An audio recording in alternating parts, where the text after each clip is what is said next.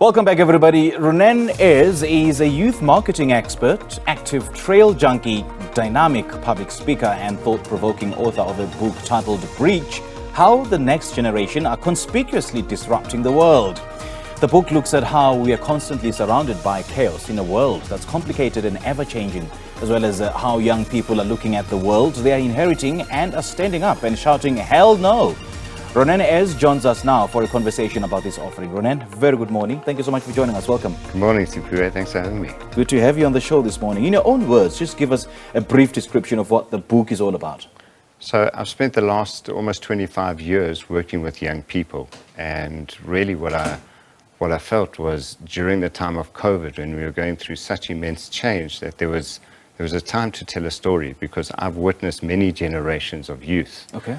And I find this set of youth, Generation Z, the most fascinating, the most interesting, because they are primed to help us to change the world from being a really messed up place to a really place that we all want to live in as multi-generations. So this really is a journey through really understanding what young people, how they're made up of these days. So if you're a parent, if you're a leader, if you're a brand, this helps you to really get to understand what are the unique settings of young people today, so that you can thrive, we can thrive together. So exactly what story are you telling? And I'm particularly fascinated by the title of this book, because it's so, I would say, loaded.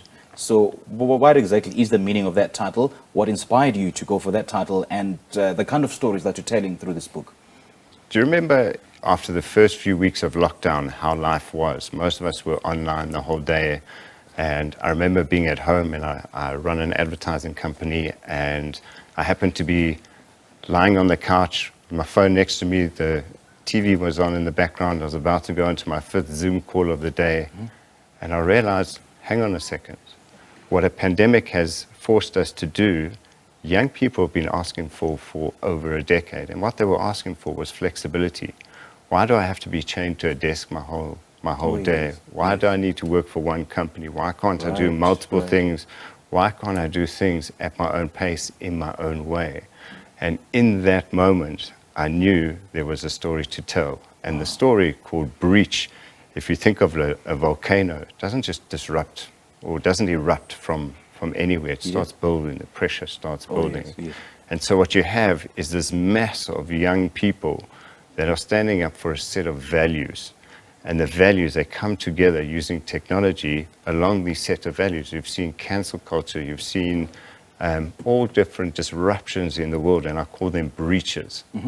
And so if I was a political party, I'd be worried in the future, because the youth is the biggest voting bloc in the world.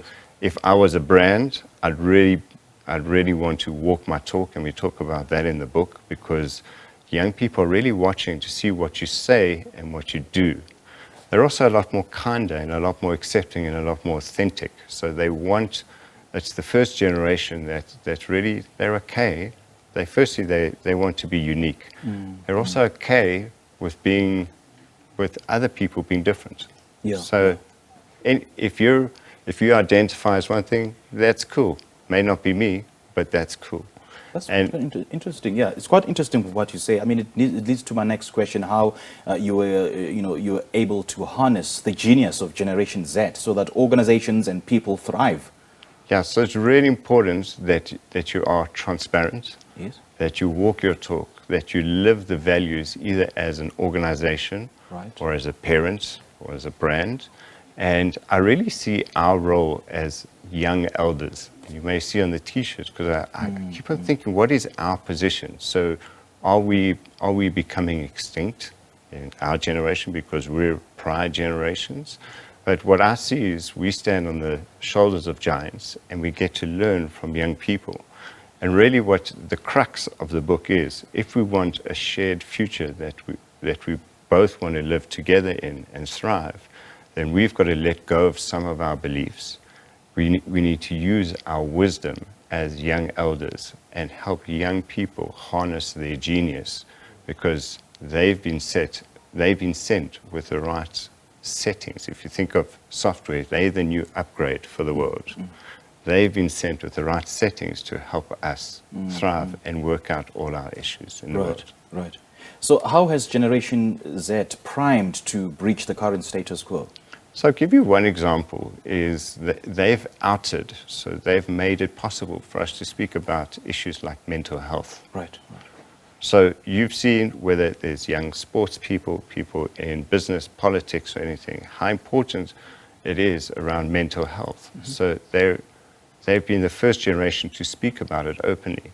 And so you even find it in your generation, in organizations where young people are saying, if these conditions don't suit me, I'd rather go home and do nothing than to put my mental health at risk. And so what they're doing is they're bringing these issues to the table, and we as leaders have to take cognizance of it, and we have to deal with it. And in this book, you also mentioned that we will eventually come to the realization, to realize that Generation Z is actually not different from us. What do you mean by that? So if you think about it, we're all people. We're all driven by similar things, and we all want to be happy, successful, Yes. and live a life of joy. Right. The difference is how we get there is what defines a generation. So if you find yourself thinking about, like, hang on, that's wrong, or in my day we did it like this, that defines you as a certain generation. Yes. The new generation are all about unique experiences. They want to be authentically themselves, and they want to lead us into a much better, kinder world. And in terms of leading us to a much better, kinder world, you detail in this book that they are the future of the workplace. How so? Well, if you think about it, they're now heading into their 20s. They're now entering the workplace. They are the biggest segment of our population. So they are our future leaders, our future politicians, and they are consuming. So they will be the biggest customer in the marketplace around the world. So we have to take them seriously, or else. And now take us through the process of putting this book together and the amount of research that went into it, and who you had in mind when you're writing this book. I mean, who did you write it for, and what kind of subject you want to be imparted in whosoever will read this book? So firstly, for all the wannabe authors out there, if you want a world of pain, write a book. Really? It must be the hardest thing I've ever done in my life. I can imagine, yeah. This was my COVID project, and I sat every morning from 5 a.m. to 7:30 a.m. writing for months. And I've spent over 20 years working with youth and with brands and helping them understand each other. And so this book is aimed at brands, so how to understand youth, for parents, how to understand and harness their kids better, and for anyone out there, even for young people, to understand themselves and to understand the older generations. So it's really aimed at everyone, and me seeing my role as a young elder of the village. And my company is called Student Village, so I see myself as the young elder, passing the wisdom from the generations so that everyone can understand each other and we can build a future together. I mean, since we started the interview, we've been talking about Generation Z, and I suppose not everybody knows what Generation Z is. Yeah, so if you think Generation Z are people that have been born from the age around 1996 to 2010.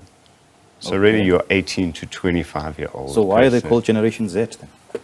It's the new millennium, the new... Oh, the new millennium. Yes. Oh, okay. Because there's another group called the 2000s, those who were born from the year 2000 onwards. Yeah. And so what you'll find is within a generation, there's probably 15 to 20 years, and the 2000s are the ones that are the newer batch that have been born in 2000 onwards. Right. So those kinds of groups, how do you think they view the modern day South Africa? Are they happy with how things are in South Africa? Are they happy with how they fit in the current narrative? So this is where things get interesting. As a generation, they are a lot more positive. They really want to help fix things. They really want to get involved, and they're really positively charged. There's never been a more challenging time to be positively charged and wanting to make a difference in South Africa currently. So what you have is huge youth unemployment, so lack of opportunities, and at the same time, you've got small groups of unbelievable young people making a difference. And so really what we're going to see is a story in South Africa which may not be dissimilar to that around the world, is there'll be a group of young people that are really going to shine and make a huge difference, and they're going to pull the others along with them. So what we need to do is we need to help the champions really create amazing opportunities. So create opportunities for them so that they create bigger opportunities for And I suppose the environment should also allow for that, because one may argue that how can I embrace a positive approach when the environment doesn't allow? I mean, as a result of youth unemployment, as a result of the endemic poverty, corruption, no service delivery, one may ask, how would I approach a positive mindset? How would I live positively when the environment doesn't even allow it? It's very difficult. So you have to surround yourself with positive people and have what they call radical hope. So hope that you may not know how to get to the other side, but know that we will get there regardless. Okay. And really what we have to look at is how we help young people to do amazing things, because they will show us the way eventually. Okay, Ronen, great chatting to you. This is such a beautiful book. Thank you so much for joining us. Thank you. Thanks, Superior. Well, that was youth marketing expert and dynamic public speaker Ronen Aires, and he's been discussing his new book titled Breach.